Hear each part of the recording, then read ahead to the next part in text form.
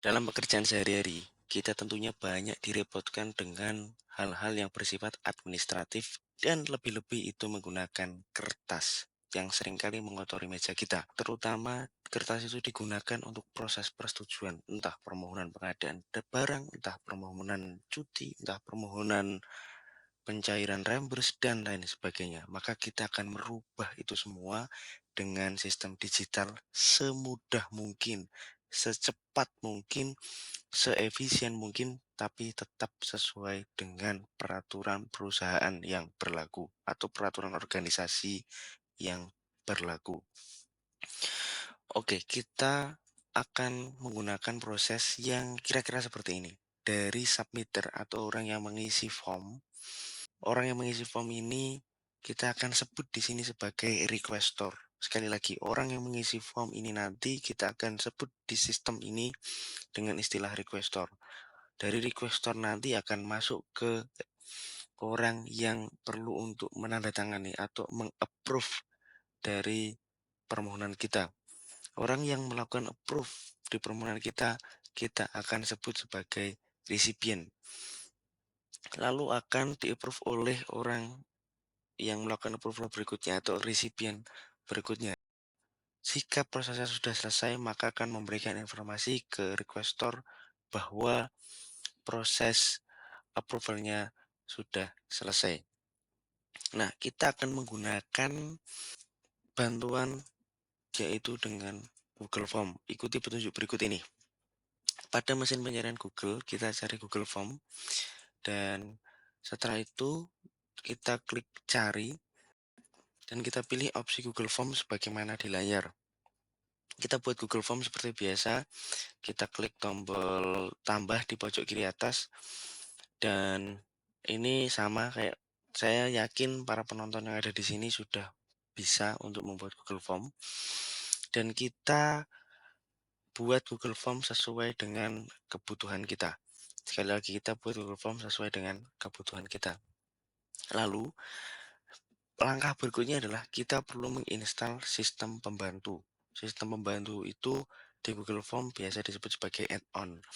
Pada tampilan Google Form di pojok kanan atas ada tiga tanda titik.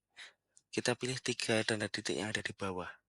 Kita klik, kemudian akan muncul tampilan seperti ini, dan kita pilih dapatkan add-on. Dan setelah kita pilih dapatkan add-on, maka akan muncul tampilan seperti ini.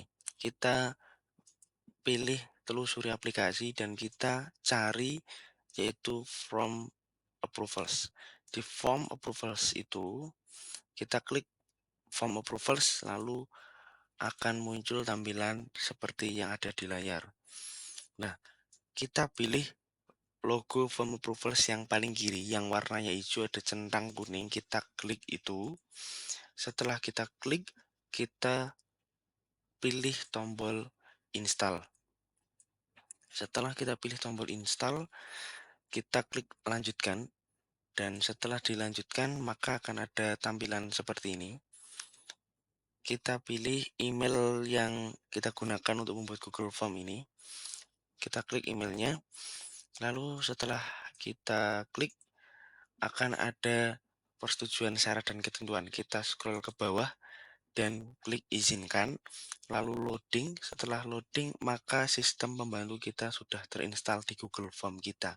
Indikatornya adalah tulisan install tadi berubah menjadi tulisan uninstall berwarna biru seperti yang ada di layar.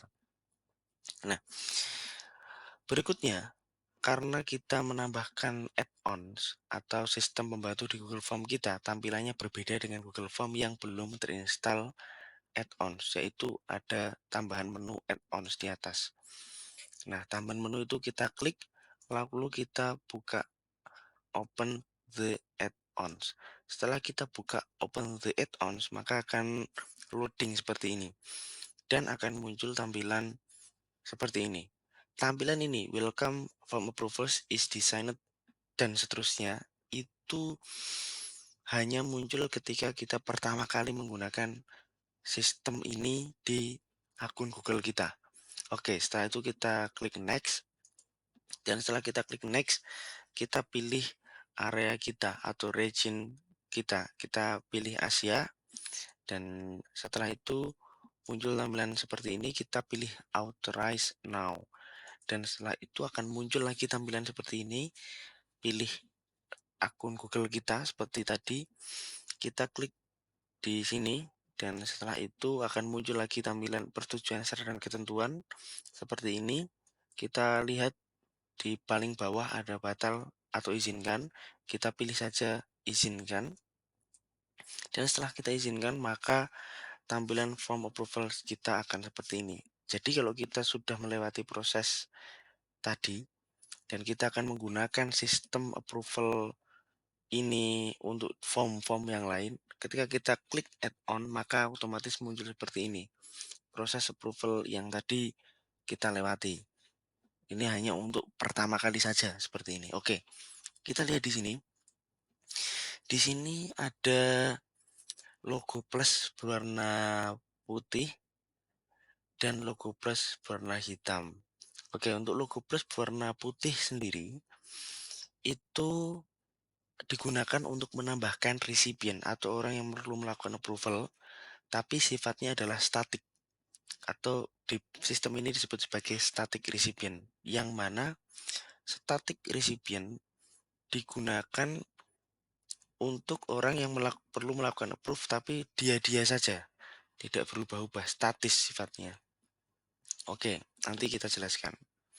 Berikutnya, yang logo plus warna hitam itu digunakan untuk si recipient tapi yang sifatnya berubah-ubah. Dynamic recipient. Nah, dynamic recipient ini nanti akan disesuaikan dengan kolom pertanyaan dari Google Form yang kita buat tadi. Misalkan, di sini saya ambil contoh adalah yang akan menjadi dynamic recipient adalah kolom email atasan. Orang yang melakukan submit form tadi atau si requestor tadi, dia mengisi email atasannya atau mengisi email sesuai dengan kehendak dia. Ada tadi static recipient, kaku, emailnya itu saja, dan ada dynamic recipient, emailnya sesuai dengan kondisi atau kehendak dari si requestor. Kita ambil contoh, kita klik si dynamic recipient. Kita klik, kita tuliskan email orang yang perlu melakukan approval tapi sifatnya statis. Itu saja orangnya. Oke, kita ambil contoh abc@gmail.com. Setelah kita isi, kita sekarang mengisi approval berikutnya, yaitu dynamic recipient. Kita ambil dari email atasan, seperti yang contoh tadi. Oke, jadi yang perlu melakukan approval dalam sistem pengajuan ini adalah si abc@gmail.com sebagai static recipient, dan untuk dynamic recipientnya atau email yang sifatnya dinamis adalah menggunakan kolom email atasan. Berikutnya, di sini ada tombol 123. Kalau kita klik 123, ini akan muncul tampilan seperti ini. Tujuannya adalah menunjukkan urutan dari proses approval. Jadi kalau si requestor submit Google Form, pertama akan masuk ke emailnya siapa? Pertama akan masuk, kalau di sini saya tulis nomor satunya adalah abc@gmail.com, maka pertama akan masuk ke emailnya si abc@gmail.com. Nah, baru kalau setelah abc@gmail.com melakukan approval, maka akan masuk ke emailnya si email atasan, yang itu bisa berbeda-beda emailnya. Nah, oke, jadi kita bisa menambahkan sebanyak mungkin email-email approval di sistem ini. Dan urutannya kita bisa atur sedemikian rupa. Jadi boleh lebih dari 2. Nah, kalau ditolak bagaimana? Nanti kita jelaskan. Berikutnya, setelah ini disetting, jangan lupa untuk diklik save di bawah. Berikutnya, di tombol setelan, diklik setelan, lalu klik jawaban, dan kumpulkan alamat email, lalu pilih input responden. Ini digunakan untuk si requestor menerima informasi melalui emailnya setelah dia melakukan submit form. Nah, oke. Kalau kita tidak menyeting ini, yang terjadi adalah si requestor atau orang yang melakukan submit permohonan tadi, dia tidak mendapatkan informasi atas proses approval yang sudah dijalankan dia. Jadi ini penting sekali untuk di setting. Selain itu, nanti impact-nya si orang yang melakukan approval tidak bisa meminta si submitter atau requester untuk melakukan revisi. Tidak bisa meminta. Jadi dalam sistem ini mengakomodir untuk si requestor menolak atau meminta merevisi. Oke, kita langsung saja ke contoh. Di sini adalah tampilan permohonan Google Form tadi. Ini anggaplah kita sekarang posisinya sebagai si requestor. Oke, kita isi Google Form ini. Untuk email jangan lupa di sini adalah email kita atau email si requestor yang melakukan pengisian atau si user yang siapapun yang melakukan pengisian Google Form ini diisi emailnya sendiri. Sekali lagi digunakan untuk informasi sampai mana proses approval tadi. Ya, saya ulangi lagi bahwa email di sini adalah hasil dari settingan email kita tadi. Jadi tidak ditulis secara manual di Google Form, tapi kita klik setelan, kemudian kita klik jawaban untuk kita input respon email seperti petunjuk di sebelum saya menjelaskan ini. Jadi tidak ditulis manual email kayak gitu, bukan seperti itu. Oke, saya lanjutkan lagi. Diisi email submitter atau orang yang submit form ini. Jangan lupa untuk email atasan ini adalah diisi email yang perlu approve atau menyetujui yang dynamic tadi, bukan yang statik. Kalau yang statik kan sudah otomatis tidak perlu ada ditulis lagi di sini. Setelah kita klik, kita isi dan kita klik kirim, si requestor tadi atau orang yang melakukan submit tadi akan otomatis mendapatkan email konfirmasi seperti ini. Nah, inilah tujuannya. Nah, dari email konfirmasi ini kita bisa melakukan tracking dengan kita klik track request atau kita melacak permohonan kita sampai mana. Maka setelah kita klik muncul tampilan seperti ini dan kita bisa melakukan reminder kalau belum disetujui. Caranya adalah ini ada tombol current, kita klik current, lalu kita klik action dan kita klik dan akan muncul seperti ini. Lalu kita klik send reminder. Berikutnya, ini adalah tampilan untuk si recipient satu atau orang yang si ABC tadi, abc@gmail.com itu adalah si recipient pertama. Dia akan mendapatkan email seperti ini. Nah, email seperti ini. Nah, kalau belum di-approve lalu dilakukan reminder oleh si submitter tadi, maka akan muncul seperti ini. Ada tulisan, ada email baru lagi yaitu reminder untuk request satu yang belum di-approve. Kalau dibuka oleh abc@gmail.com tadi, akan muncul tampilan seperti ini. Dia bisa melakukan approve dengan klik approve, atau dia bisa menolak, atau dia bisa memberikan komentar. Memberikan komentar nanti setelah diklik bisa diminta revisi yaitu dengan klik request more info. Komen revisinya di mana, request more info. Oke. Kalau disetujui, diklik approve, maka si abc@gmail.com tadi muncul tampilan seperti ini. Oke.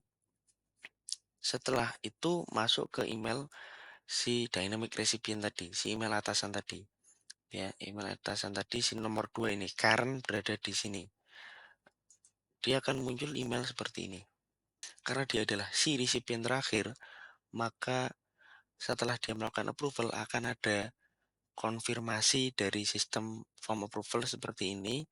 Apakah yakin untuk melakukan approve permohonan itu atau tidak? Jika yakin maka klik yes dan prosesnya selesai komplit. Setelah prosesnya selesai, maka akan otomatis menginformasikan si requestor bahwa prosesnya sudah selesai seperti pada contoh di sini. Oke, jadi ini evidence ini bisa digunakan untuk di finance, bisa digunakan sebagai bukti, digunakan untuk audit dan lain sebagainya. Jadi sudah sah dan legal untuk digunakan. Oke, untuk melacak atau melihat dashboard secara keseluruhan bagaimana? Kita kembali ke Google Form tadi, lalu kita klik setting, setelah itu kita klik dashboard, dan setelah kita klik dashboard, muncul tampilan seperti ini. Inilah dashboard kita dan kita save saja link ini. Lalu active form adalah form yang aktif, ada sistem approval-nya, dan all form adalah semua form. Jadi kita pilih yang active form saja. Nah, ini adalah dashboard-nya. Oke, dari sini kita akan kembangkan kemana-mana. Kita akan kembangkan, kita akan diskusi di postingan-postingan berikutnya. Maka jangan lupa untuk subscribe channel ini dan tolong untuk di like. Terima kasih.